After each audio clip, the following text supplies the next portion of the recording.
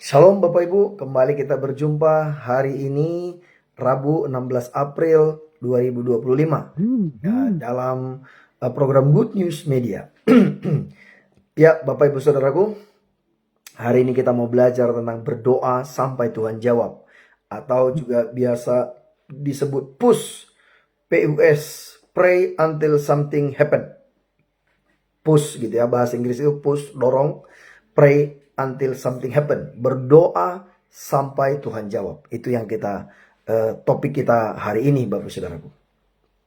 Nah, masih seputaran tentang Elia Bapak Saudaraku, yaitu bagaimana terkoneksi dengan Tuhan dan bagaimana menangkap daripada Tuhan, menerima firman dari Tuhan, melakukan yang Tuhan mau, melihat keajaiban, signs, wonders, and miracles. Nah, Bapak Ibu Saudaraku, doa adalah sesuatu yang sangat penting dalam hidup kita, di mana dikatakan adalah doa nafas hidup orang percaya atau nafas hidup orang Kristen. Dan di mana doa itu juga bukan hanya ketika kita lipat kaki, lipat tangan, tunduk kepala, itulah berdoa. Tapi sesungguhnya saat kita duduk betul kita bisa berdoa, bahkan sampai saat kita jalan, bahkan saat kita bekerja pun kita bisa ngobrol dengan Tuhan, baik dengan suara yang terdengar maupun di dalam hati. Nah, kita bisa berkomunikasi dengan Tuhan, kita bisa merenungkan firman Tuhan, kita bisa mengingat-ingat kebaikan Tuhan, Bapak Saudaraku. Bagaimana kita keep connected, terus terkoneksi dengan Tuhan, dengan firman-Nya, dengan kehendak-Nya. Baik itu dengan kita merenungkan firman-Nya, memperkatakan firman-Nya, mengingat-ingat setiap perjanjiannya, mungkin juga mengingat nubuatan, janji yang Tuhan sudah berikan pada kita secara pribadi, baik dalam keluarga kita, di dalam komunitas kita, di dalam kota dan bangsa kita, semuanya Bapak Saudaraku. Selama hati kita, pikiran kita, kita fokuskan kepada Tuhan, itu namanya terkoneksi dengan Tuhan. Nah, pagi ini kita akan lebih bahas mengenai berdoa sampai Tuhan jawab doa. Dan kemudian kita lihat Bapak Saudaraku, bagus sekali kalau Bapak Saudara bisa baca 1 Raja-Raja 18 ini, apa saja yang terjadi melalui hidupnya Elia dan kemudian lanjut di Elisa Bapak Saudaraku. Nah, di sini saya akan bacakan ayat 42 dan 43 1 Raja 18. Lalu Ahab pergi untuk makan dan minum. Tetapi Elia naik ke puncak gunung Karmel, lalu ia membungkuk ke tanah dengan mukanya di antara kedua lututnya. Setelah itu ia berkata kepada bujangnya, naiklah ke atas, lihatlah ke arah laut. Bujangnya itu naik ke atas, ia melihat dan berkata, tidak ada apa-apa. Kata Elia, pergilah sekali lagi, sampai 7 kali Bapak Saudaraku. Nah, dari tempat Elia berdoa, dari gunung itu, dan pergi ke atas lihat ke laut, kita nggak tahu itu berapa jauh. Yang jelas butuh waktu untuk pergi melihatnya dan memberitahukannya lagi kepada Elia. Dia bilang nothing happen, gak ada sesuatu yang terjadi. Setelah dia doa, pergi lagi, lihat lagi, ada sesuatu nggak? Nggak ada. Doa lagi. Sekarang pergi lagi lihat, pergi lagi, nggak ada. Sampai 7 kali Bapak Saudaraku. Nah, apa makna dari tempat tinggi dan berdoa? Nah, sebenarnya banyak sekali, tapi saya ambil 5. Makna naik ke tempat tinggi dan berdoa itu artinya yang pertama, lambang bahwa kita dengan Allah, kita menyatu dengan Tuhan, kita datang mencari Tuhan yang ada di tempat tinggi Bapak Saudaraku. Terus kemudian kita memiliki waktu dengan Tuhan, kita spend time dengan Tuhan, kita prioritaskan Tuhan. Mungkin ya seperti ini, raja dia langsung, Ahab pergi langsung makan, mungkin minum aja dia. Tetapi Elia naik, pergi, luangkan waktu dengan Tuhan. Kemudian ketiga, bersungguh-sungguh kepada Tuhan, di mana tidak hanya berdoa sambil lalu, gitu ya. Seperti banyak orang, seperti saya juga dulu sering, karena mesti doa setiap pagi, setiap malam, bangun tidur, mau tidur, jadi kadang-kadang ya bangun doanya itu udah doa sambil lalu. Tuhan terima kasih buat pagi ini Tuhan, pimpin sepanjang hari ini Tuhan, buat semua berhasil beruntung, terima kasih Tuhan, dalam nama Yesus, haleluya, amin. Itu Bapak Saudaraku yang ekspres gitu ya. Dan kemudian kita berkata Tuhan itu mengerti, Tuhan itu peduli. Betul. Tapi apakah kita bersungguh-sungguh? Apakah kita benar-benar mau meluangkan waktu dengan Tuhan? Gitu ya. Jadi Elia ini dia bersungguh-sungguh meluangkan waktu khusus dengan Tuhan. Berdoa sampai sesuatu terjadi. Nah, baru yang keempat ini menantikan apa yang Tuhan firmankan. Kan Tuhan udah janji tuh. Sebenarnya Tuhan udah janji loh akan kirim hujan. Tapi dia berdoa sampai lihat tanda hujan itu datang nggak. Nantikan, Bapak Saudara. Wah, inilah bagian yang paling sulit. Menantikan penggenapan janji Tuhan.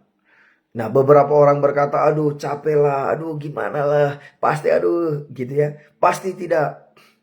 Bapak Ibu Saudaraku, kadang-kadang penantian kita baru berapa hari, berapa minggu, berapa bulan. Abraham jelas-jelas Tuhan ada janji berkali-kali, aku akan memberikan anak kepadamu. Nunggu 25 tahun. 25 tahun. Bahkan sampai mati pucuk. Secara manusia nggak mungkin lagi Sarah bisa melahirkan. Abraham juga nggak bisa. Tapi di dalam Roma 4 ayat 19-21 dikatakan, sekalipun tidak ada dasar untuk berharap, namun Abraham percaya dan Tuhan memperhitungkannya sebagai kebenaran. Jadi Bapak Saudaraku, nantikan. Kapan? Tidak tahu. Tapi nantikan, tetap percaya, tetap pegang Bapak Saudaraku. Saya tidak tahu apakah Bapak Saudara pernah baca bukunya Robert Liardon. Robert Liardon ini dia dari umur 8 tahun sudah Tuhan bawa dia beberapa kali ke surga. Dari umur 12 tahun dia sudah jadi dosen. Umur 30 tahun dia sudah mengirim 500 misionaris ke 39 negara. Dan dia tulis ratusan buku. Ya, salah satu buku yang dia tulis itu I Saw Heaven. Saya melihat surga. Nah, di dalam bukunya Saya Melihat Surga itu, dia berkata ada satu gudang di surga itu besar banget. Tuhan bawa dia ke gudang itu. Di gudang itu ada banyak organ tubuh manusia. Ada mata, ada jantung, ada ginjal, ada tangan, ada kaki, banyak. Terus kemudian Robert Liardon tanya, Tuhan ini gudang apa kok banyak ini? Ada mobil, ada macam-macam. Pokoknya kebutuhan di bumi gitulah. Baik, ada juga rumah di situ di gudang itu. Terus Tuhan bilang itu adalah kiriman ke bumi, terus retur gitu. Itu ada orang mereka percaya, mereka berdoa, tapi karena nggak nyampe di waktu yang mereka kehendaki, ketika dikirim imannya udah nggak ada. Iman sudah nggak ada, akhirnya itu retur, Bapak Saudara. Karena iman itu adalah alamat jawaban doa itu. Ketika iman itu hilang, pengharapan itu hilang, udah nggak ada lagi tempatnya, balik, retur. Nah, Bapak Ibu Saudaraku kalau berdoa mesti sungguh-sungguh. Kalau enggak itu nyampah tuh di surga. Udah minta rumah gitu kan, tiba-tiba kecewa. Udahlah Tuhan. Tuhan memang nggak kasih aku rumah, langsung balik gitu. Nanti pas ke surga, Tuhan kenapa gak suruh? Itu rumahnya itu, diretur. Pindah alamat soalnya, imannya pindah gitu. Tadi sungguh-sungguh percaya dikirim tuh. Ternyata udah mau nyampe, imannya hilang. Makanya Tuhan Yesus bilang apa? Berbahagialah, tetapi ketika anak manusia datang, apakah dia menemukan iman di bumi? Bapak Ibu Saudaraku, ketika Bapak Saudara percaya, beriman, tiba-tiba imannya hilang, menjadi kecewa, marah, nyampah tuh di surga tuh. Penuh-penuhin gudang tuh di surga. Karena apa? Itu kan udah dibuat. Begitu sama seperti siapa ini? Sebentar. Daniel. Daniel kan berdoa. Begitu dia berdoa, jawaban doa kan dikirim. Tapi 21 hari baru nyampe. Tapi dia terus doa, puasa loh, puasa. Tuh baca di Daniel 10 dan Daniel 11. Nah, jadi langsung dijawab. Tapi begitu 21 hari, apa yang Gabriel katakan kepada Daniel? Tahu nggak kenapa aku di sini? Ya gara-gara doamu itu. Aku memberitahu kamu ini yang dikasihi Tuhan. Tapi penguasa media, dia berdiri menentang aku 21 hari. Sampai penghulu malaikat itu Mikhail datang membantu aku, sehingga aku bisa menyampaikan pesan ini kepadamu. Setelah ini kami akan pergi lagi ke Persia. Nah, Bapak Ibu Saudaraku, ketika kita berdoa itu langsung Tuhan jawab. Masalahnya doa itu seberapa cepat deliverynya, yaitu seberapa kita beriman sungguh-sungguh dan terus berdoa. Karena terjadi peperangan di udara, Bapak Saudaraku. Nah, ketika kita berdoa itu menjadi kekuatan daripada para malaikat untuk menerobos penghalang-penghalang jawaban doa itu. Nah, seperti itu. Karena itu kenapa pray until something happen. Berdoa sampai sesuatu terjadi. Nah, kemudian Bapak Saudaraku yang kelima, tetap di tempat yang tinggi menantikan firman Tuhan, menantikan peneguhan, menantikan konfirmasi, menantikan petunjuk Tuhan. Jangan berhenti. Walaupun kelihatannya belum jadi kenyataan. Walaupun melihat belum ada tanda-tanda itu digenapi. Tapi wait, tunggu. Begitu Bapak Saudaraku. Nah, ketika kita menunggu dengan sabar, kita berdoa dan menantikan jawabannya, maka dampaknya seperti yang Elia itu, kalau kita lihat Bapak Saudaraku, satu bangsa bertobat, tuaian jiwa-jiwa terjadi. Kemudian hujan turun setelah kemarau 3 tahun 6 bulan. Ada tuaian berkat, ada kelimpahan terjadi. Kemudian bangsa Israel beralih kepada Tuhan, kembali kepada Tuhan. Nabi-nabi Baal itu disembelih 450. Nah, ada terjadi tuaian buah roh. Satu hati, satu bangsa balik ke Tuhan. Kemudian ada tuaian terjadi di bumi karena nabi-nabi Baal itu dibunuh, Bapak Saudaraku. Nah, jadi oleh karena itu Bapak Saudaraku, kita lihat juga apa yang Tuhan Yesus katakan di dalam Lukas 18. Yaitu judulnya Hakim yang Lalim. Ada seorang hakim itu tidak takut kepada Tuhan, tidak takut kepada siapapun. Tapi ada seorang janda tiap hari datang, tolong aku, bela perkara aku, bela aku. Suatu hari hakim itu berpikir, walaupun aku tidak takut sama Tuhan, aku juga tidak takut sama siapapun. Tapi daripada janda ini mengganggu aku terus, udahlah aku bantu dia deh. Aku tolongin dia. Daripada dia datang ganggu aku terus. Firman Tuhan berkata, perhatikan apa yang kata hakim yang lalim itu. Bukankah dia akan membenarkan anak-anaknya yang bersuruh siang dan malam? Artinya Tuhan itu berkata, Tuhan itu Bapa yang baik. Hakim yang jahat aja, yang tidak takut Tuhan, tidak takut manusia, dia menolong orang membenarkan perkaranya hanya gara-gara dia nggak mau diributin. Sama kalau kita lagi makan kan Bapak Saudara, makan atau kumpul keluarga, tiba-tiba ada orang ngamen, kita langsung keluarin 2.000. Bukan karena kita suka dia nyanyi, supaya dia langsung pergi, nggak usah nyanyi, kan gitu ya. Kira-kira seperti itu. Tapi kalau di bus kan dia nyanyi kan gimana kan, dia nggak pergi. Apalagi busnya jalan, mau pergi di mana gitu. Tapi kalau kita lagi mau makan, ya kira-kira begitu. Bukan karena kita suka lagunya, bukan, belum tentu. Ya kadang-kadang ada juga lagunya kita suka gitu ya. Kadang-kadang nggak suka.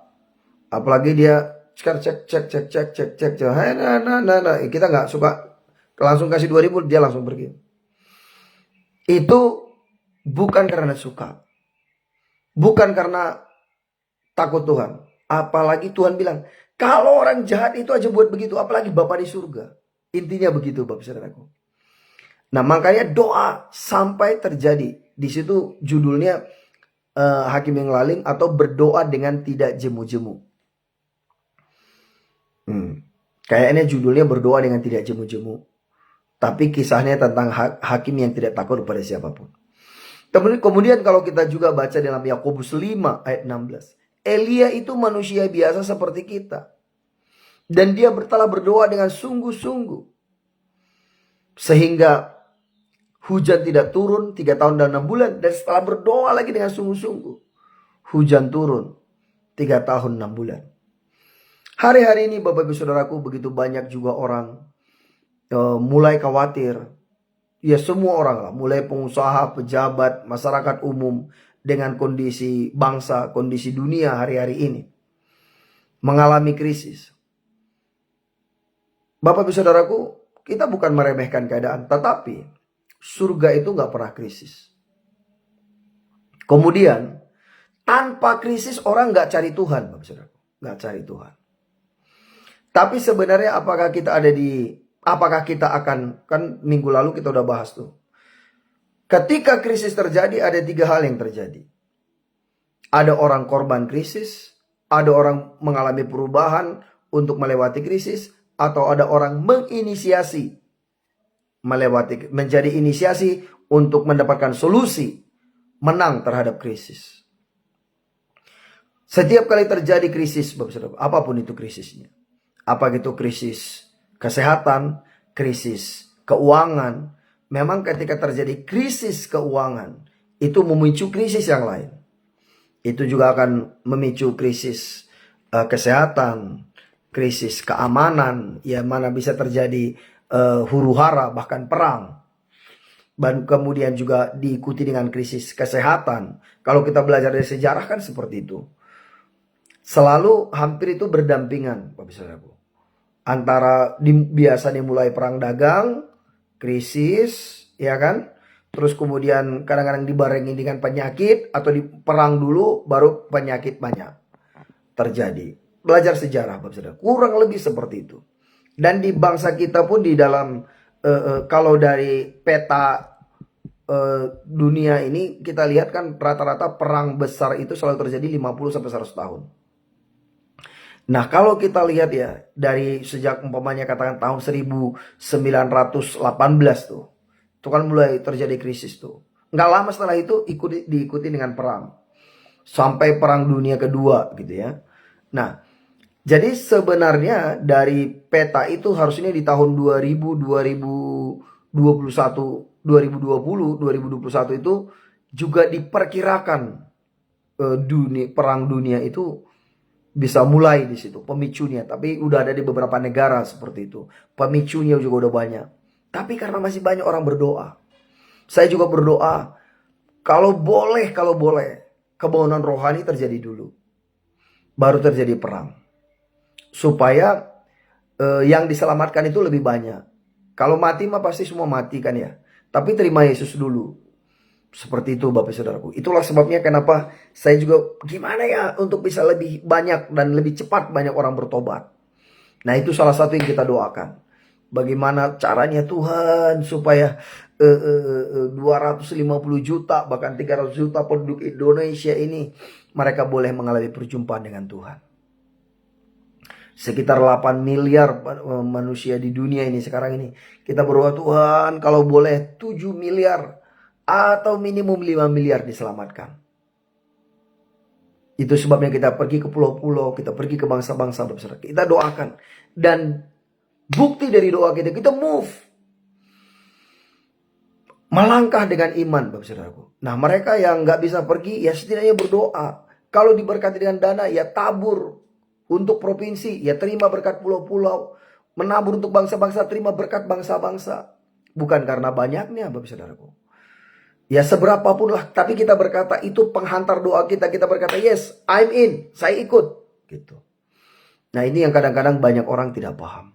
Tapi Bapak Saudaraku, itulah rahasia untuk kita melihat keajaiban. Berdoa sampai sesuatu terjadi. Sampai kita melihat jawaban doa. Saya rindu generasi ini datang kepada Tuhan. Itulah sebabnya kenapa saya berpikir bagaimana saya bisa membantu lebih banyak anak muda. Jadi dulu kita tampung di rumah taman, anak-anak disekolahkan dari SD, SMP, dan SMK. Sekarang tapi ternyata setelah SMK mereka kemana? Setelah SMA kemana? Baru kemudian kita kuliah. Tapi nggak semua orang suka kuliah. Oke, masuk LPK. Tapi nggak semua juga suka di situ. Oke, ada training center. Sekarang kita udah punya 5 training center. Baik itu di Jakarta, di Bekasi, di Serpong, di Cianjur, di Surabaya, Bapak Saudaraku. Nah, jadi kita coba pikirkan semuanya. Sekarang untuk kampus ya masih 500, nggak apa-apa. One day sampai kita bisa dapat kuota ribuan. Makanya sekarang juga lagi doa Tuhan, kita butuh asrama yang lebih besar. Seperti itu Bapak Saudaraku. Doa sampai sesuatu terjadi. Pray until something happen. Don't stop and never give up. saya melihat bagaimana Tuhan menjawab doa. Memang kadang-kadang ada doa itu cepat dijawab. Salah satu doa kita yang paling cepat dijawab sepertinya ketika kita bangun gereja. Ketika kita peletakan batu pertama 5 November 2023. Tak ada duitnya. Tapi kita berdoa. Kita baru putuskan mau bangun itu tanggal 22 Oktober. Tanggal 29 Oktober kita baru rembuk dengan masyarakat sekitar, dengan tokoh-tokoh masyarakat, dengan para ustadz, para pendeta, para ormas, tokoh-tokoh masyarakat. Kita undang juga pejabat-pejabat seperti Koramil, Kapolsek. Semua setuju. Minggu depannya lagi tanggal 5 peletakan baru pertama. Orang bilang, gimana ya Pak Gem ini? Duit belum ada, bangun. Tanah orang belum dibayar, sudah dipasang pondasi. Nah, begitu plug taruh pondasi, baru dana malu masuk. Masuk 7 juta, masuk 100. Padahal itu saya lihat, waduh 1,5 miliar ya. Saya berkata, proyek Tuhan didanai oleh Tuhan. Saya nggak bilang, Tuhan kami butuh 1,5 miliar. Enggak. Saya bilang, Tuhan kita butuh emas 1,5 kilo. Kan Tuhan bilang, punya kolah emas, punya kolah perak. Langit dan bumi milik Tuhan. Semua yang di bumi ini milik Tuhan. Semua duit juga miliknya Tuhan. Tuhan kirim dari mana terserah Tuhan. Bapak ibu saudaraku. Jadi kadang-kadang banyak orang terlalu banyak mikir. Mikir boleh nggak? Boleh. Kebanyakan mikir yang susah. Kalau udah tahu Tuhan suruh, lakukan. Tapi Bapak saudara tahu 52 hari kemudian gedungnya bisa dipakai ibadah. Nah tapi kemudian ini setelah saya lihat, oh iya ya. Itu cepat. Itu kenapa Bapak saudaraku? Ya itu semua anugerah Tuhan. Tapi kalau balik 6 bulan sebelumnya, yaitu bulan Mei, ketika di Indonesia kan sempat viral tuh, gereja terbesar di dunia, pertumbuhan terbesar, yaitu kok bisa lupa tiba-tiba namanya, yang Pastor Satis Kumar gitu ya, banyak itu di YouTube, jemaatnya 300.000 gitu. Yaitu mereka membangun gereja dalam 52 hari. Itu bisa muat 18.000 orang. Gerejanya itu. Jadi apa ya, tabernakel, bukan tabernakel sih, seingat saya. Nah ketika saya pergi ke sana ketemu, karena senior pastornya nggak ketemu, tapi ketemu dengan kakaknya. Kakaknya laki-laki yang juga dia adalah dokter. Jadi di gereja mereka itu ada tokonya mereka, ada juga rumah sakitnya di situ. Sekolah mereka belum bangun, tapi memang luas banget. Mereka udah punya di 5 kota. Dan kemudian Bapak saudaraku, salah satu cara yang paling cepat mewarisi yaitu dengan menabur. Jadi saya berkata, kita mau menabur, kita masukin dolar, kita masukin rupiah, kita masukin rupiah di situ. Kita bilang, engkau menerima perjanjian daripada Tuhan. Apapun yang kau kerjakan cepat dan besar, kita juga ikut ambil bagian dalam hidupmu. Kita sepakat dengan visi Tuhan dalam hidupmu, dan kita menabur Bapak saudaraku. Dan kemudian 6 bulan kemudian kita juga membangun gereja walaupun jauh lebih kecil Bapak saudaraku.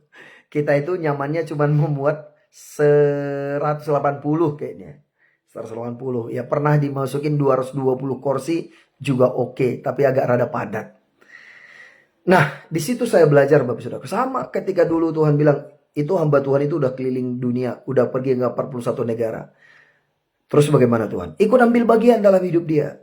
Akhirnya ketika Tuhan berkati dengan dolar, Tuhan bilang tabur di dia. Saya bilang boleh Tuhan kalau dia datang ke Jakarta, karena dia tidak hamba Tuhan itu tidak tinggal di Jakarta. 2 hari kemudian hamba Tuhannya datang ke Jakarta Bapak saudaraku. Saya dengan taat tabur semua dolarnya. Tapi kemudian setelah hanya 2 minggu atau 3 minggu, saya pergi ke 3 negara pertama. Sampai hari ini saya tidak tahu siapa yang bayarin tiketnya. Dan sejak saat itu tiap tahun pergi ke negara, keluar ke berbagai negara Bapak saudaraku. Hampir setiap, oh ya tiap tahun udah pasti pergi. Kalau ini sekarang malah tiap bulan. Tahun ini tiap bulan bisa 2 atau 3 negara. Nah kadang-kadang orang berkata, wah duitnya dari mana? Saya sudah sering bilang, Injil adalah tiket keliling dunia. Dulu ya di sini ada Mama Dita ya, Ibu Riantina Purba. Ya dari dulu ketika saya berkata saya keliling Indonesia, keliling dunia, ya orang berkata nggak masuk akal gitu. Orang kampung ini mimpinya gimana gitu. Tapi hari ini Bapak Saudaraku, semua dulu teman-teman yang tertawa itu, sekarang mereka memang tidak pergi kemana-mana. Tapi Bapak Saudaraku, kalau kita percaya, pegang itu, doa sampai digenapi. Amin Bapak Saudaraku. Apa yang Bapak Saudara doakan?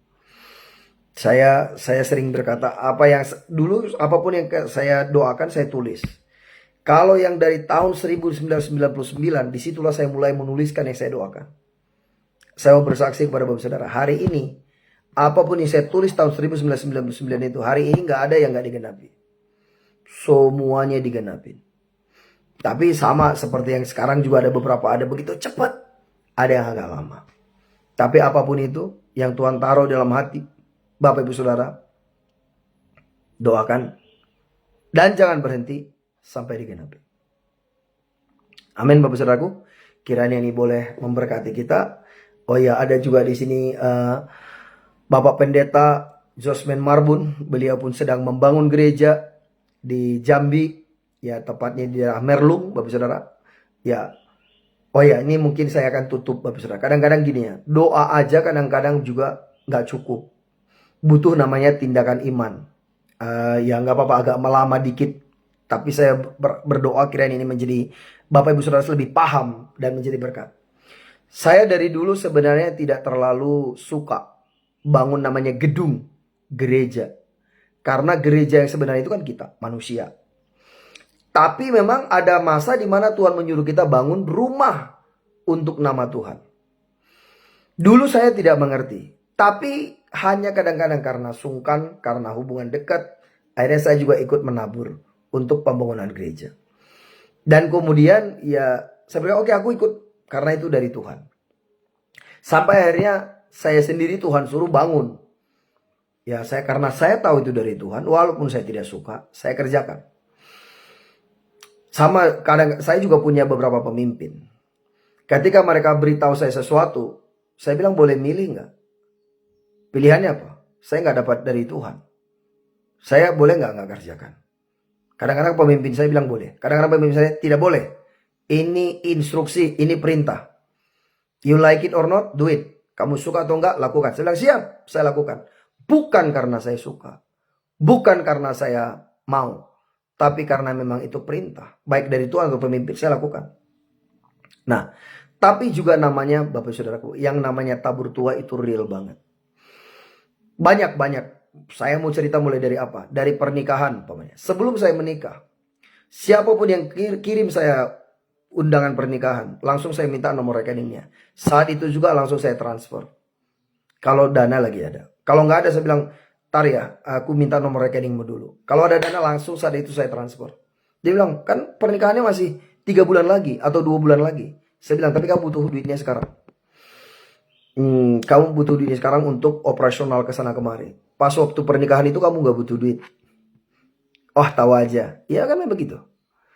Bapak Ibu Saudara, selalu saya lakukan seperti itu. Jadi sehingga di beberapa organisasi pelayanan kita, teman-teman ada juga nggak terlalu dekat pun dengan saya, hanya sekedar tahu, tidak ada personal relationship. Mereka kirim surat undangan pernikahan, saya tabur. Bapak Saudara tahu, ketika saya menikah, pesta 5 kali.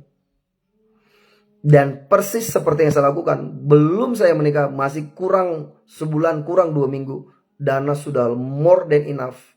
Kita bisa buat KKR, buat pesta 5 kali. Pestanya bukan pesta biasa, KKR di lapangan. Kita buat seperti itu Bapak Saudaraku. Dan kemudian setelah itu 5 hari atau 6 hari kemudian kita bisa pergi ke beberapa negara. Orang bilang mungkin honeymoon gitu ya. Dan masih sisa dananya. Terus kemudian ketika teman-teman saya bangun rumah, selalu saya bilang oke, butuh berapa? Coba buatkan breakdown-nya. Oke, bagian sanitari dari saya. Nah ini kadang-kadang banyak orang berpikir, oh iya begitu. Tapi memang seperti itu Bapak Saudaraku. Itu adalah hukum tabur tuai. Terus kemudian kenapa banyak teman-teman saya ketika ke pulau-pulau, ke bangsa-bangsa, saya mau ikut ambil bagian. Karena apa? Saya memang nggak bisa pergi. Karena waktu, karena jarak, keterbatasan, segala macam banyak nggak membuat saya nggak bisa pergi. Tapi saya ikut ambil bagian di situ. Hari ini, tidak ada provinsi di Indonesia yang kita tidak punya koneksi. Dan ke bangsa-bangsa juga kita ikut ambil bagian. Baik itu bukain koneksi, baik itu menabur, atau lakukan something. Akhirnya sekarang, bangsa-bangsa, hampir begitu banyak orang pergi ke bangsa-bangsa, bisa konsultasi ke kita, atau dari bangsa-bangsa datang ke Indonesia, carinya kita. Why? Tabur tuai.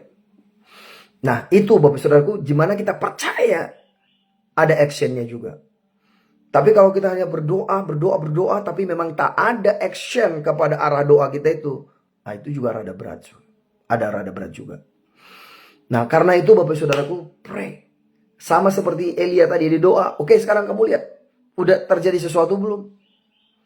Dan kemudian dia bilang ada awan selapak tangan. Ayo cepat pergi naik. Ahab, kamu cepat naik keretamu. Nanti kamu terhalang hujan.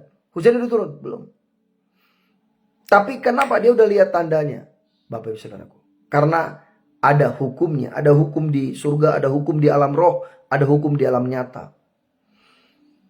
Karena itu Bapak Saudaraku, pray until something happen. Berdoa sampai sesuatu terjadi. Dan bertindaklah. Berkata-katalah. Berpikir, berkata-kata, bertindak sesuai dengan apa yang kita doakan. Karena itu yang Tuhan Yesus juga katakan di dalam Markus 11 ayat 24. Apapun yang kamu minta dan doakan, percayalah bahwa kamu sudah menerimanya, maka hal itu akan diberikan kepadamu. Amin Bapak Saudaraku. Apa yang Bapak Saudara doakan sekarang? Ayo kita sepakat berdoa. Karena Tuhan Yesus juga berkata dalam Matius 18 ayat 18 sampai 20. 2-3 orang sepakat di muka bumi ini. Apapun mereka minta dan doakan, Tuhan akan memberinya. Amin Bapak Saudaraku. Kita berdoa. Bapa di dalam nama Tuhan Yesus, terima kasih buat firman-Mu. Firman-Mu adalah kebenaran. Dan ketika kami mengetahui kebenaran, maka kami dimerdekakan. Terima kasih Bapa, kami bersyukur. Berkati semua umat-Mu yang sudah mendengarkan firman-Mu. Baik yang mereka sedang ikut live dan mereka juga akan menonton yang secara offline. Mari Tuhan berkati, semuanya diberkati. Dan biar firman ini hidup. Roh Kudus menghidupkan firman ini. Dari logos menjadi rema. Terima kasih Bapa. Semua yang lemah dikuatkan, yang terikat dilepaskan, yang beban berat diberi kelegaan. Terobosan keajaiban menjadi bagian kami. Semua yang sakit sembuh dalam nama Yesus. Yang terikat lepas dalam nama Yesus. Yang berbeban berat diberi kelegaan. Terima kasih Bapa, kami bersyukur. Kami terima berkat kami dengan utuh dan sempurna. Kami melihat jawaban doa kami. Kami bersyukur Bapa. Di dalam nama Bapa, Putra dan Roh Kudus. Dalam nama Tuhan Yesus kami bersyukur dan berdoa. Haleluya. Amin, amin, amin, amin. Amin Bapak Saudaraku, selamat beraktivitas. Selamat melayani. Tuhan Yesus memberkati. Salam.